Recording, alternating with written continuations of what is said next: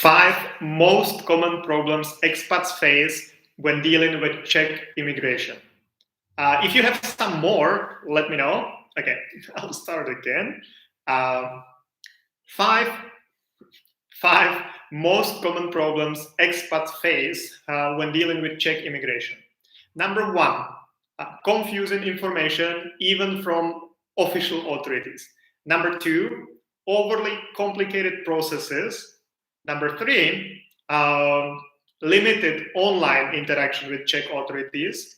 Number 4, different rules being written in the law and being applied in real life. And number 5, Czech language from both sides, that people don't speak English in Czech authorities, or that foreigners do not speak Czech, and without Czech you cannot really do much in some authorities. So there were 5 most common problems expats face. If you have some more, and if you faced some more, comment, let me know. I'll be happy to hear about those troubles. Not that I would be happy to hear about the troubles, but maybe we'll be able to do about something about that. And let's go now into details about those 5 most common problems. So number 1 problem expats face when dealing with Czech immigration is confusing information.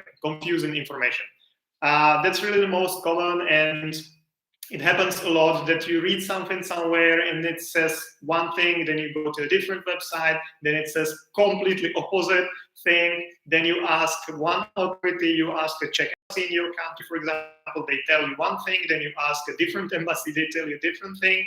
Unfortunately, this is very common, and that then imagine if you're just getting started with the visa and you're trying to find out the information, you want to do it yourself, for example, and you're looking for information, and then you read two different things, two completely opposite things, then like what to do? So it has a simple solution. All of the 5 problems can be easily overcome if you just speak with someone who knows what they're talking about. If you speak with someone who's knowledgeable, who's experienced, who's been doing this for a long time, it can save you a lot of time, a lot of big headaches. Doesn't mean that you need to use their services right away, but you can at least ask the most important questions. They will explain. For example, the best relocation immigration company I know in the Czech Republic is called Move to Prague Relocation Services. And if you just call and you have a question, it doesn't mean that you need to buy the services they offer, but you just ask a question and you will get an answer from someone who knows what they're talking about, not from some random person on Facebook who just shouts from out of the blue and give you some information. So yeah, that was a problem number 1. The second most common problem expats face in the Czech Republic when dealing with immigration is overly complicated processes. It's kind of still the thing in the Czech Republic, and it's related to the other problems people face, especially the online option, because for everything in the Czech Republic, you basically need papers. You need to go to 5 different offices to get 5 different documents. The offices do not really communicate with each other. So if you want to do just one simple thing or get one simple document, it often means that you need to go to 5 different offices to get stamped here, get different stamp there, to get one additional documents there, and only then you can get the document you actually want. So unfortunately, this is still a big pain of the Czech Republic. Hopefully that will change soon, but for many people coming to the Czech Republic, many of the processes seem really very complicated and unnecessarily complicated, and I agree with that. Third biggest and most common problem expats face when dealing with Czech immigration is limited online interaction with authorities. If I would say one thing, or I should say one thing about Czech authorities, is that you cannot do anything online. Czech Republic loves our papers and our documents, and you need to have everything in a physical form, in paper form. Of course, with some authorities, it's possible to submit something online, but especially with the immigration, It doesn't really work like that. You always need to have originals or notarized copies. They need to be signed physically, not like digital signatures or anything. Otherwise, they will not be accepted. Everything must have stamps and those beautiful ribbons and official translations, official copies. Not too many things related to immigration can be done online.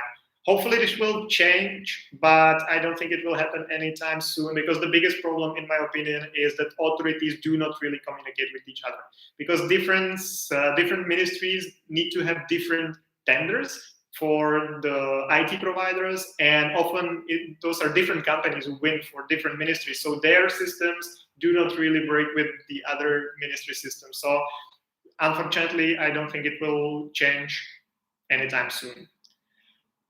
Fourth most common problem expats face when dealing with Czech immigration is different rules being written in the law and then being applied in real. This can be both good and bad.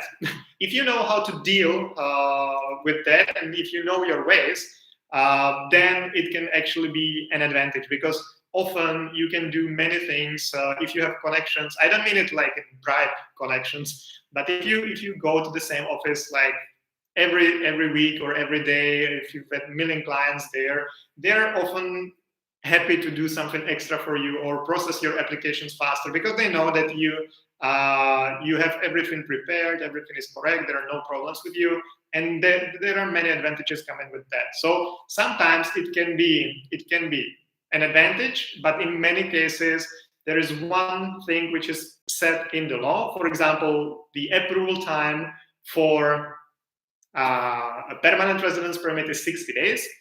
That's given by the law, and the ministry should stick to it. But in real life, it can take the ministry like 6 months to approve your permanent residence permit application. And you cannot really do much about it. You can, of course, but it's a government, and you don't really want to piss them off. So that's also a very common thing in the Czech Republic, that one thing is said by the law and another thing is done in real life. But as said, if you leverage a knowledge of someone who deals with this on daily basis, like for example, move to relocation services, who know like to deal with that and how to approach the officers and how to use this for your advantage, then this can be actually an advantage for you and not a disadvantage. And the fifth most common problem expats face in the Czech Republic when dealing with Czech immigration is obviously the Czech language. Not too many, it's getting better, definitely better than it was 10 years ago, but still not all the offices, and not many of them speak English. Because in many of the offices, there are people who've been working there for 30, 40 years, and they don't really use English, or they were not taught English in school, or they don't really use English on a daily basis, so they don't practice it. It's not maybe always about they're not speaking the language, but they not wanting to speak the language because they don't feel confident. They don't feel that they can do that. They don't feel that they can. They feel ashamed or shy or whatever. So they just don't speak to you in English, even though they could. Another thing is that the approach of most of the ministries is that you're in the Czech Republic, so you should speak Czech. It's not like about just how it's said, but it's about like kind of like if they give you some information, they give it to you in Czech, and you do something different, or you don't understand it, you miss some deadlines or whatever, it's your fault. If they give it to you in bad English and you mess something up, that would be their fault, because it was them who gave you the information, and no one can really say if they explained properly, or if they meant it this way, or you understood it in the wrong way. If they speak to you in Czech, it's always your fault. If they try to speak English, it could be their fault. So it's for them kind of an excuse as well, that they are protecting you and protecting themselves as well. Yeah, and of course, all the documents you use in the Czech Republic for whatever related to Czech immigration, they must be in Czech, and they must be officially translated into Czech. So you cannot use documents which are in English. That's basically all these problems are related to each other, because we love our paperwork, so you cannot do anything online. So you need to have physical documents. Those documents, though, must be original. So it cannot be like an online version or PDF or a copy or something. It needs to be original, and it needs to be officially translated into Czech if the document is not in Czech. So it all goes together.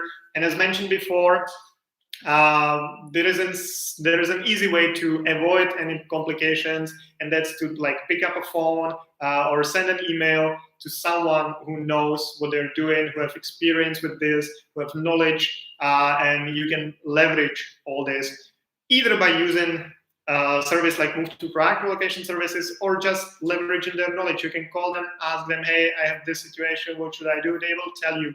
They will not tell you, hey, if you don't pay, don't call. They will tell you, and then you'll see you have the information to do it yourself, or you hire someone because you want to get it done smoothly and easily. Okay, so that was the official content. I hope it was useful, and I see that I have some question here from Vibhanshu Pandey. So if you're still watching, this is an answer for you. Is it true that we need full vaccination certificates for booking an appointment at Czech Embassy in New Delhi?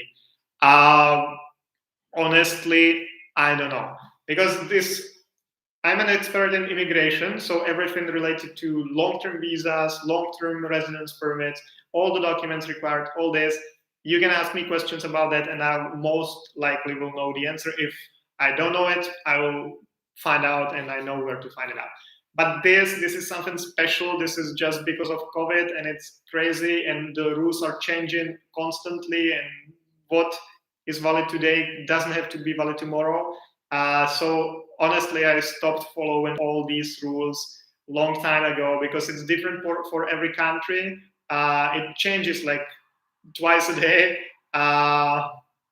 And another thing is that that's also related to one of the points I was talking about previously, that we've had many clients who should not officially be let into the Schengen space because, for example, they were not vaccinated, but they were allowed.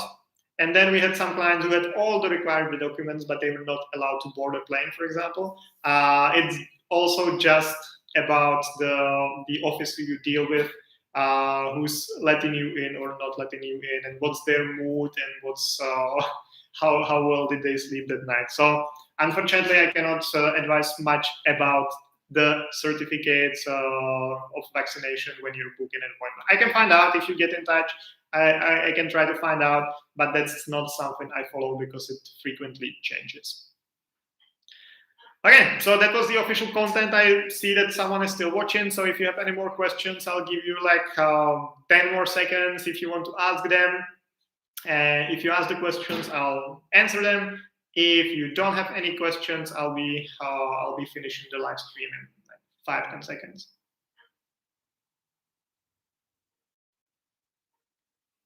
All right, so it doesn't seem like anyone else is asking any questions. So thank you very much, guys. It was a pleasure giving you some information. Thank you for joining in, and have a lovely day.